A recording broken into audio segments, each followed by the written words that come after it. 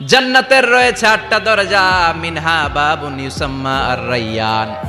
8টা দরজার মধ্যে স্পেশাল একটা দরজা আছে, ওই দরজার নাম হলো রাইয়ান। লা ইয়াদখুলুহু ইল্লা সাইমুন, রোজাদাররা ছাড়া কেউ রাইয়ান দরজা দিয়ে ঢুকতে পারবে না।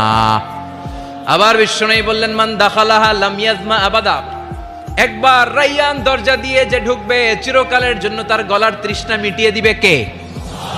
সিয়াম যারা পালন করবে তাদের জন্য আল্লাহ তাআলা এই দরজা দিয়ে ঢোকার পারমিশন দিবেন।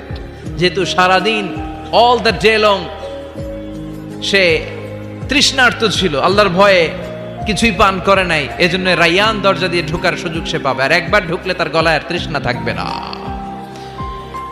বিশ্বনবী বললেন, এই 8টা দরজার অনেক মাহাত্ম্য। সাহাবাদেরকে নিয়ে জান্নাতের দরজার বর্ণনা দিয়ে বিশ্বনবী বললেন, তোমাদের মধ্যে এমন একজন সাহাবা আছে, জান্নাতের প্রতিটা দরজা ওই সাহাবাকে ডেকে ডেকে বলবে, আপনি আমার দরজা দিয়ে জান্নাতে ঢুকেন। প্রতিটা দরজা চাইবে সেজন্য ওই দরজা দিয়ে ঢুকে। সাহাবারা বললেন, ইয়া রাসূলুল্লাহ, ইয়া হাবিবাল্লাহ, কে সেই সাহাবী?